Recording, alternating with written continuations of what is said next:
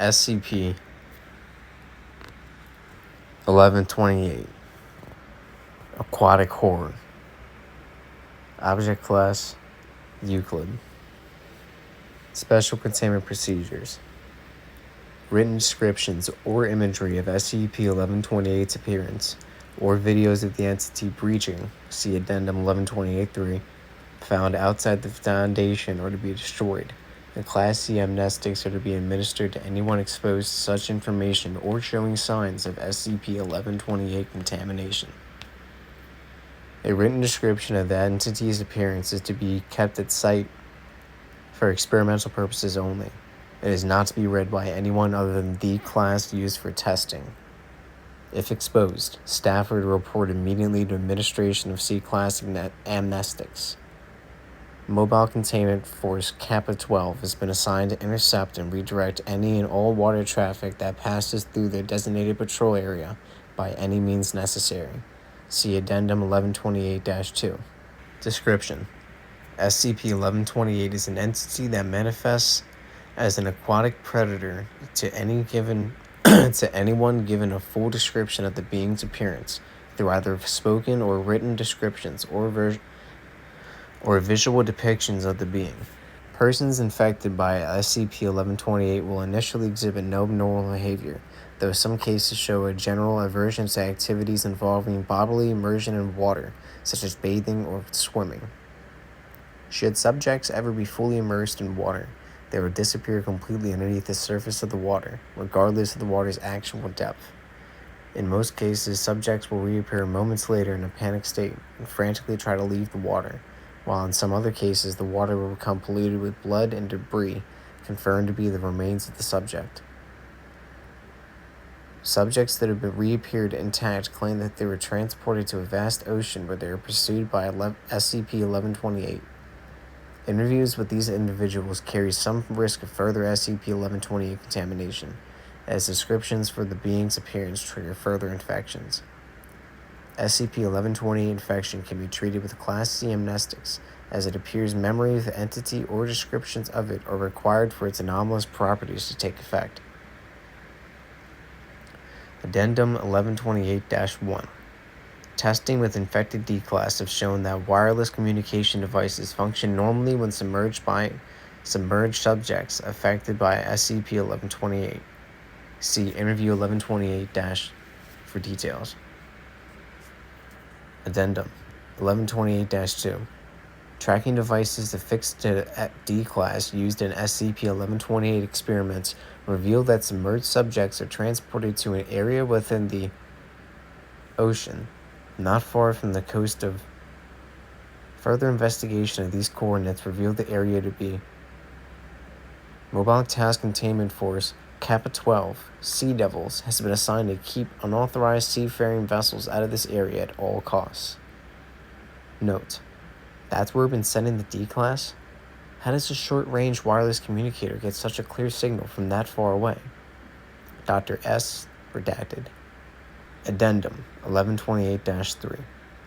Tests involving D-1732, who have been used for repeated SCP-1128 testing without administration of amnestics, was shown to be able to encounter the entity in bodies of water normally insufficient for bodily immersion.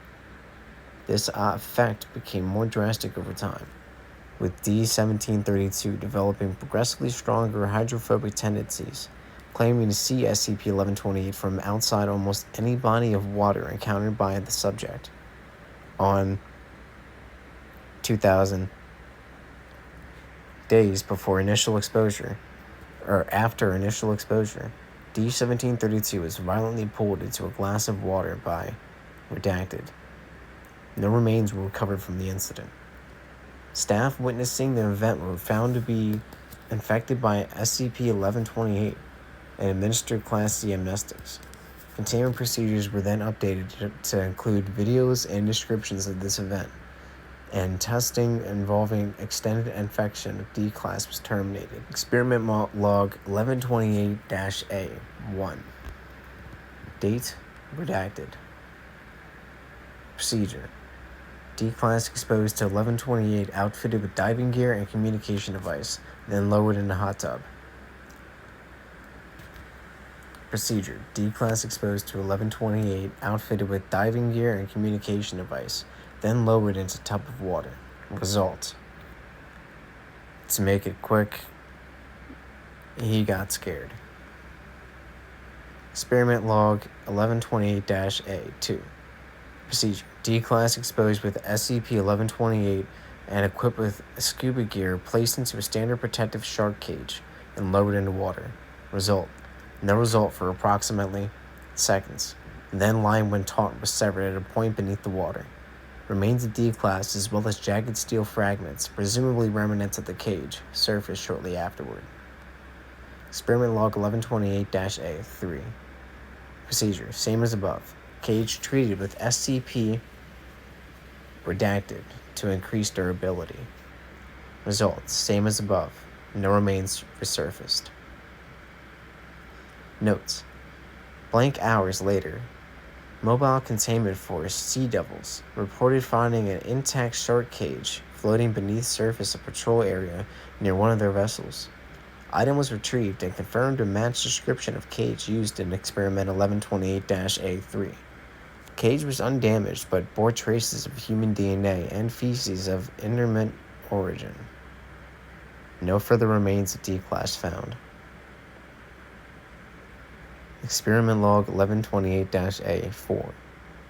Procedure: exposed D-Class equipped with diving gear and armed with redacted for use against hostile organisms. Unlike previous tests, subject was also equipped with live feed video camera attached to his helmet. Result: video feed shows weapon was ineffective against 1128, appearing only to enrage the creature rather than harm it considerably or drive it away. Feed was lost when D-Class was devoured. Staff involved treated with amnestics following transcription of the video feed. Experiment log 1128-A5. Procedure: exposed D-Class equipped with protective environment suit and video feed loaded into a vat of redacted to test SCP-1128 manifestation in liquids other than water. Substance chosen for its low density, allowing free movement similar to walking in open air. Results: D-Class recovered without incident. Liquid did not trigger SCP-1128's effects. Okay, so you might be safe from the thing in liquids other than water, but that probably won't help you much unless you intend to drink and bathe exotic chemicals for the rest of your life, which probably would get a lot shorter if you tried that.